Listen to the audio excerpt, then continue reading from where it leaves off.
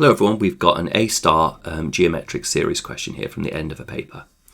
Now it says, given that the first three terms of a geometric series are 12 cos theta, 5 add 2 sine theta and 6 tan theta, show that 4 sine squared theta minus 52 sine theta plus 25 equals 0. Now when you've got a geometric series, one of the most useful approaches for this kind of question is using the fact that the second term divided by the first term is equal to the third term divided by the second. So because when you've got two terms and you divide them by each other, it gives you the common ratio. Okay, so this is going to be the tool that I would definitely use, because once you've done the second divided by the first and the third divided by the second, you can then cross multiply. So I would hope that when we do this, the answer that we're asking for is going to drop out when we do that. So U2 is going to be 5 add 2 sine theta. So 5 add 2 sine theta divided by 12 cos theta is U2 over U1. U3 is 6 tan theta. So we want 6 tan theta divided by 5 add 2 sine theta, like so. All right, perfect. So now let's cross multiply. Now that we've done our third divided by our second and our second divided by our first, gives us 5 plus 2 lots of sine theta, all squared, is equal to 12 cos theta times by 6 tan theta. Okay, so there's our expression. Now, let's expand this left-hand side. 5 times 5 is going to be 25. 5 times 2 is going to be 10, and there's going to be 2 lots of that. So that's going to be 20 sine theta, and then 2 sine theta squared is going to be plus 4 sine squared theta. Over here on the right-hand side, tan times by cos is going to be sine, and 12 times by 6 is going to be 72. So we're going to have 72 sine theta on the right hand side. Let's get the whole thing over one side now. So 4 sine squared theta on the left, take away the 72 over to the right, gives us minus 52 sine theta. And then we've got plus 25. So plus 25 equals 0. And you can see there we've derived the equation that we're after. So I'm going to write as required. Okay, that's perfect. So that's part A done for 3 marks. Now part B, it says given that theta is obtuse and measured in radians, solve the equation to find the exact value of theta. Okay, so I'm looking at my equation and I'm thinking 4 times 25 is going to be 100. I'm wondering whether this might factorize using the old rainbow split method. Okay, so let me just write this down. So we've got 4 times by sine squared theta minus 52 sine theta plus 25 equals 0. Now 4 times 25 is, we're looking for two numbers that times together to make 100, but add together to make minus 52, the term in the middle. So I feel like if we were to have minus 50 and minus 2, minus 50 times minus 2 does make positive 100, and it does make minus 52 when you add them together. So therefore we can split this term, and remember again, it doesn't matter which way you split it. Let's say I put minus 50 sine theta there, add 25 equals 0, and then over here I'm going to have minus 2 sine theta, and drop down the 4 sine squared theta from above. Okay, so now we factorize these two, I'm going to take out a factor of 2 sine theta from here. So I'm going to take out a factor of 2 sine theta, so that is going to give me 2 sine theta, open brackets, 2 sine theta minus 1. I'm going to take out a factor of 25 from here, so minus 25, and that leaves me with 2 sine theta minus 1 as well, equals 0. We know we're on the right track if these two brackets match, which we can see that they do. And then whatever's written in front is the other bracket. Okay, so in other words, our 2 sine theta minus 25 is the other bracket. So 2 sine theta minus 25 is one bracket, and 2 sine theta minus 1 equals 0 is our other bracket. So therefore this means that either sine theta is equal to 25 over 2, which makes no sense, so there can't be a solution there. So it must come from sine theta is equal to a half. Okay, so it must come from sine theta is equal to a half. So if I draw my little graph of sine theta, because remember, drawing the graph is the superior way to solve these equations. And if I do inverse sine of a half, making sure I'm in radians, inverse sine of a half, so inverse sine of a half is pi over 6.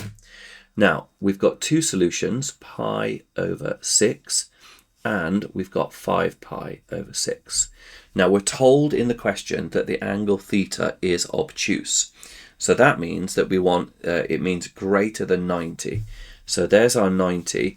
So the value of theta that we're after must be theta is equal to 5 pi over 6. Okay, so 5 pi over 6 is the value of theta that we want there. Right, so we found our theta is equal to 5 pi over 6. Okay, part C now. Now, for part C, what we need to do is it says, show that the sum to infinity of the series can be expressed in that format there. Okay, so what we need to do in order to find the sum to infinity is we need to work out what the first term a is, and we need to work out what the common ratio r is. Okay, so what have we got? Our first term is 12 times by cos of theta. And remember that we now know that theta is 5 pi over 6. So we've got 12 times by cos of 5 pi over 6. Okay, and let's see what that gives us. 5 pi over 6 is root 3 over 2. So therefore we have got, in fact, is minus root 3 over 2. So therefore we have minus 6 root 3. Okay, so cos of 5 pi over 6, because if we were to draw our little graph here, here's our cosine graph. Remember, that is 90 there, and we're here at 5 pi over 6, so actually this is the value that we get, minus root 3 over 2 there. So we've got our value of a. Okay, so now it's time to find our value of r. Now the common ratio is 5 add 2 sine theta divided by 12 cos theta, like so. So therefore our r is going to be 5 plus 2 lots of sine 5 pi over 6 divided by 12 cos of 5 pi over 6. Now we know that sine 5 pi over 6 is a half, and 2 times a half is 1. So 5 add 1 is going to be 6. So our numerator is going to be 6 there. And then we've got 12 times by cos theta. Oh, that's our a. We already know that that is minus 6 root 3 there. Okay, so 12 cos theta, we work that out here as minus 6 root 3. So the 6's are going to cancel, leaving us with r is equal to minus 1 over root 3. And I think really we ought to rationalise that. So let's multiply the numerator and denominator by root 3, which gives us that r is equal to minus root 3 over 3. Okay, perfect. So we now know what our a is and we know what our r is. So now we can say that the sum to infinity is equal to a over 1 minus r, which is our a, which is minus 6 root 3 over 1 minus root 3 over 3. Okay, that's good. Now let's times everything in the numerator and denominator by 3. So I'm going to get minus 18 root 3 over 1 plus root 3, because those two minuses come together to make a plus. Or in fact, it's going to be 3 plus root 3. So far so good. So we're now going to multiply the numerator and denominator by the conjugate, which is 3 minus root 3. So 3 minus root 3. Okay, and then when we do that, what does that give us? We're going to get 3 times 3 is 9. We're going to get minus 3 root 3, add 3 root 3, so they'll cancel. And we're going to get minus root 3 times root 3, which is going to be minus 3. So 9 minus 3, so 6 is going to be the answer to that one times that one. For our numerator, we're going to have minus 54 root 3, which has come from minus 18 times 3. And we're going to have plus 54 there from when we've got root 3 times root 3 is going to be 3, and 18 times 3 is 54, and a minus times a minus makes a plus. Okay, so that's all really good. Now 54 divided by 6 gives us 9, so therefore our sum to infinity is going to be minus 9 root 3 plus 9. Okay, So minus 9 root 3 add 9. And the question's asking for us to write this in the form k times by 1 minus root 3. So therefore we're going to have 9, open bracket, 1 minus root 3 is our answer when we factorize this expression here by taking out a factor of 9.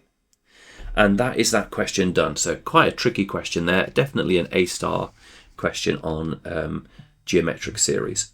I hope that you found that helpful. If you're enjoying these videos and finding them useful, if you could remember to like and subscribe to the channel, then that's going to help me to keep on making more videos moving forward. Thanks for watching, and I'll see you in the next video.